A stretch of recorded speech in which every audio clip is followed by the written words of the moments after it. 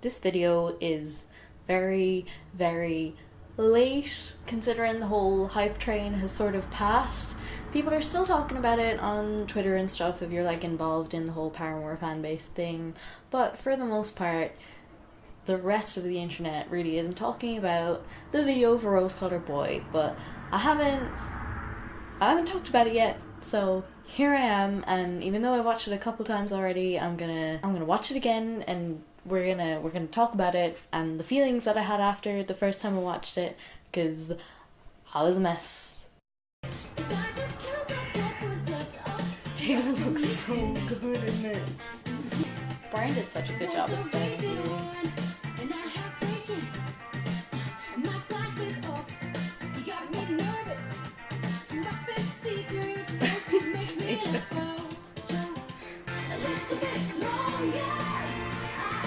That bit there, Hayley like smiling or she's like, don't let me cry, that is like the most after laughter moment I think I've seen in any of the videos thus far.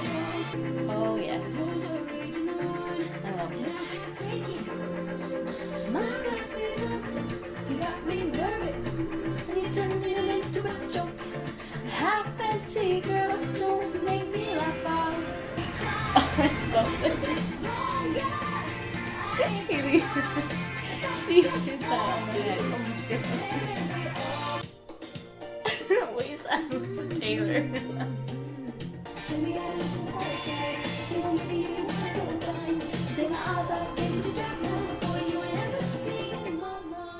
Drinking coffee. You can do it. Smile. Good evening. This is Haley the journalist reporting from Berlin, Germany.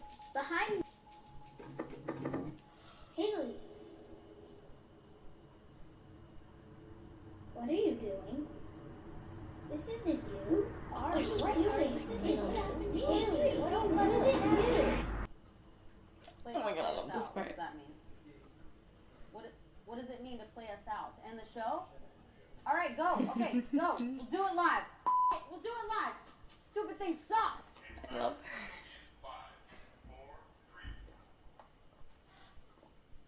Just let me cry a little bit longer. Yes. Oh my gosh, Taylor.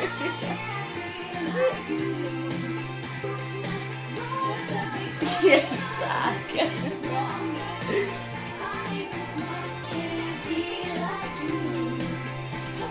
Not to fake happy there. Let's see what they make.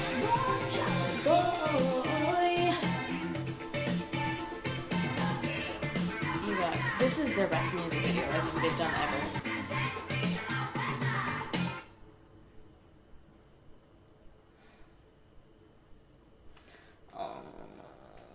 It hurts. It hurts. Whether you like Paramore or not, I think that you have to acknowledge what a masterpiece that video is. Everything from the direction to the grade to the styling to the set design to the props to the acting that's in it and the way it fits with the message of the song and everything.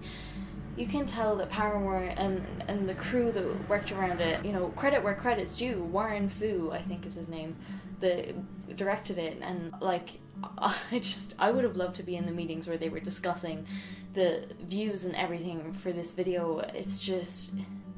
It's so beautiful, and I think that video encapsulates what After Laughter really is all about. It's stunning.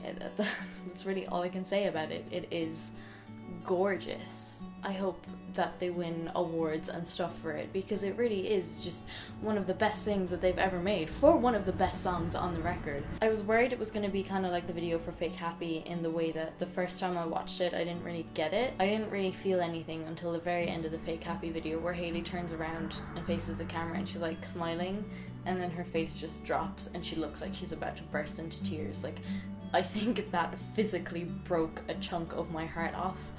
And the more I watch it, the more it just resonates with me, and I'm not entirely sure what does, but it works, and I can understand now why they went for that kind of style video for that song. The Rose-Colored Boy video, while I was watching it, the bit where like little journalist Haley. One of the parts where she's in the screen, there are like drawings of flames and stuff behind her, and there's a lyric in No Friend, another misspelled band burning their own houses down. I don't know whether it was intentional, but it seems like a nod to that. And friend Eleanor, who I am mutuals on Twitter and have been since God knows how long, actually did a thread about, well, both the No Friend and the Rose Colored Boy music video, and I'm going to link those in the description below, because she gives a way more articulate and intelligent and coherent insight into the whole, like, oh, how do I describe it, into all of the different meanings and all of the symbolism and God knows what else in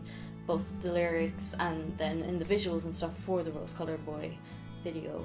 And it's awesome, and you should check it out. I cried, surprise, surprise, the first time that I watched it, and I didn't really know what I was crying for. Like, I cry at a lot of Paramore related things, that's just who I am. But Sam and I went to go shopping, I think, after the music video came out, and we were listening to After Laughter in the car, and I just had this overwhelming feeling, and I can feel myself starting to choke up talking about it, of pride and empathy and pain and hurt and longing and joy, and so many different emotions were evoked by that music video. And I'm not sure whether it was the video itself or what, but After Laughter is such an important era, and I don't know how to describe it to people who aren't actively involved in the Paramore community or who don't listen to Paramore and stuff, because I realise to anyone who isn't this involved with music or doesn't have a connection, as cheesy as that sounds, with something the way I feel with Paramore and their music and their live shows, and to an extent them as people, I know I must sound batshit crazy. The self-titled album was the first album cycle, I should say, that I was actively a part of.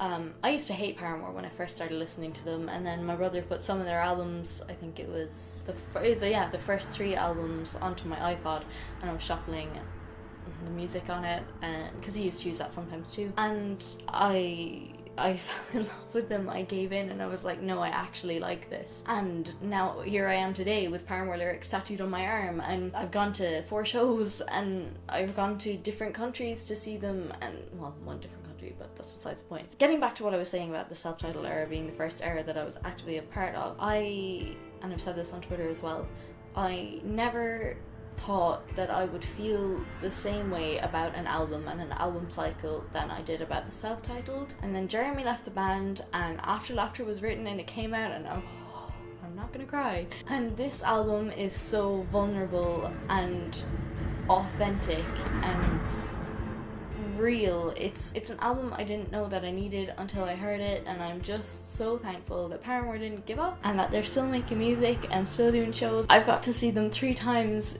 in less than a year, which is crazy, because there was a time that I thought I was never gonna get to see them again, and they just mean so much to me. And it's not even just Paramore, it's the people I interact with on Twitter and the odd time on Facebook and Instagram, and it's the comfort that I found in their music that's helped me work through different dramas essentially in my life. And a lot of them right now in perspective, they seem so silly, but at the time they were huge to me, and it's because of these words and these melodies and all of the different aspects of the music that Paramore have released that I've gotten through these. And I know I might seem ridiculous for being as passionate about this as I am, but there is a reason for it, and this album cycle is so special.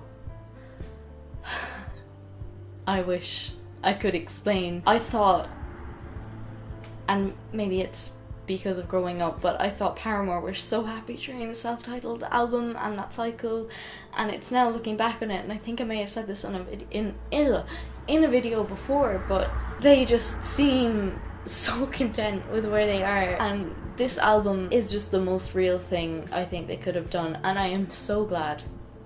I never thought they would, but I am so glad that they didn't essentially sell out and keep making Riots and Brand New Eyes and All We Know Is Fallings for the people who aren't willing to to grow and evolve yet, because them releasing anything other than After Laughter would be a tragedy in my opinion. And I try and avoid talking about this because I sound so preachy, and I know their music isn't for everyone, and that's perfectly okay, but I feel so strongly about this. I love all that After Laughter stands for, and I love all the memories that I have because of it. I've met people that I've been following on Twitter for literally 5 or 6 years, even, no, 4 or 5 years. 4 or 5 years. And which I never thought was gonna happen. It's funny to me that I felt such a strong concoction of emotions after watching the Rose Colour Boy video, because that is the video that I was most hesitant about when it first came out. I was sitting with Sam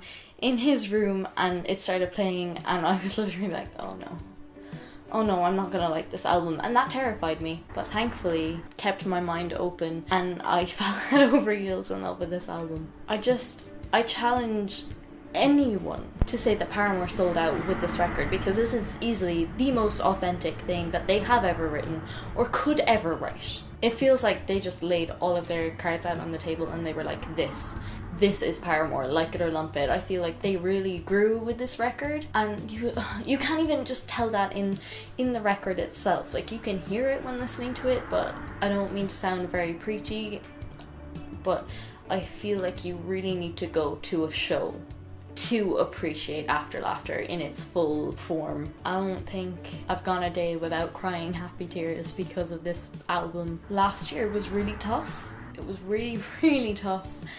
And this album helped a lot. I'm sure I would have gotten through it anyway, but I just feel a lot of stuff about Paramore on this record, and I wanted to have this to look back on for the days where I sometimes feel disconnected. This is for myself more than anything, and if you don't like Paramore, I'm really sorry about this, but also not really. If you haven't, I would urge you to give After Laughter a chance. Go into it with an open mind. If you can, go see Paramore live one day. Their shows are phenomenal. Well, for me, they feel like home, but I think that's partly because of my connection with the band or whatever. Thanks so much for watching. I managed not to tear up properly, so that's good. See you in the next video. I'm gonna film another one now. Love this band.